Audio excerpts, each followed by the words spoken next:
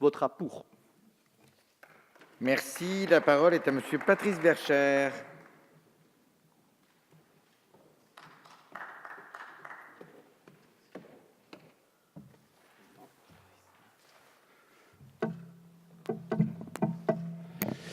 Monsieur le Président, Monsieur le Ministre, Monsieur le rapporteur, Madame la Présidente, mes chers collègues, en mai dernier, les ministres des Affaires étrangères des 28 États membres de l'Organisation du traité de l'Atlantique Nord et le Premier ministre monténégrin Milo Đukanović signaient le protocole d'accession du Monténégro à l'OTAN.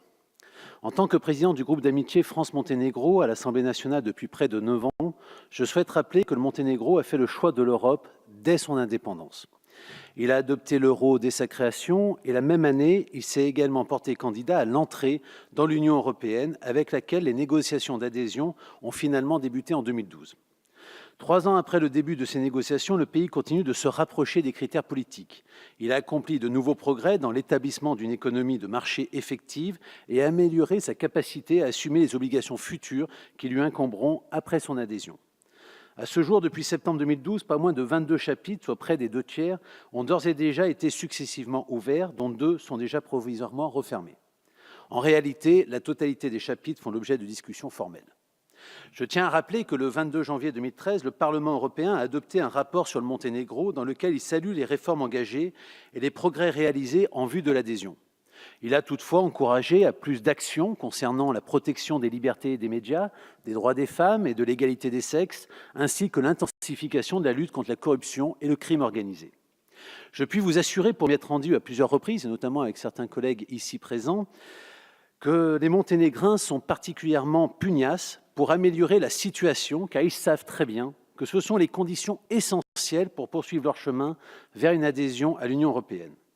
D'ailleurs, j'avais pu noter en mars dernier, lors de la communication qu'avait faite la présidente de la Commission des Affaires européennes, notre collègue Daniel Auroy, sur sa mission au Monténégro, que le parcours de ce pays, récemment indépendant, était remarquable et bénéficiait d'un engagement résolu de la part de la classe politique monténégrine, ce qui faisait, à ses yeux, le bon élève d'une région des Balkans où persistent, il est vrai, des tensions. Sa candidature à l'OTAN participe de la même détermination. Si elle suscite indéniablement des questions dans l'opinion publique, elle recueille tout de même l'adhésion de plus de 60% de la population et les élections législatives d'octobre dernier viennent de le confirmer. Au niveau militaire, l'armée monténégrine présente un bon degré d'interopérabilité en dépit de sa modestie, indéniablement. Et le pays a démontré son intérêt pour les missions de paix pilotées par l'Union européenne, notamment au Mali et en République centrafricaine. Il faut noter qu'elle a également participé à des opérations en Afghanistan. D'ailleurs, selon le secrétaire général de l'OTAN, l'adhésion du Monténégro ne permettrait pas seulement à celui-ci d'obtenir des avantages, mais elle profiterait grandement également à l'OTAN. En effet, ce dernier explique que cette adhésion permettra de renforcer la sécurité des Balkans, une région qui a été malmenée par les conflits depuis très longtemps. Il ajoute enfin que l'armée monténégrine, certes petite, est néanmoins particulièrement expérimentée en ce qui a trait au combat en montagne et à la sécurité maritime. Le gouvernement monténégrin pensait que le protocole d'adhésion pouvait être signé dès le printemps 2016, avant sa ratification par les parlements nationaux. D'ailleurs, je vous avais interrogé, Monsieur le ministre, le 23 juin dernier, comme cela a été rappelé lors des questions d'actualité, pour vous demander une date officielle de ratification. Aujourd'hui, je ne peux donc que me réjouir que ce projet de loi arrive enfin. En effet, je reste persuadé que cette ratification permettra au Monténégro, qui aligne déjà sa politique étrangère sur celle de l'Europe, d'avoir une garantie sur sa sécurité tout en renforçant celle des pays de la côte adriatique. Depuis une dizaine d'années, ce pays est indépendant, mais bien que petit, cet État peuplé de 650 000 habitants a fait un très long chemin.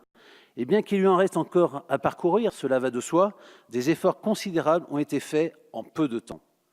En effet, il a rétabli sa souveraineté, consolidé ses institutions démocratiques en s'alignant au plus près sur les normes européennes.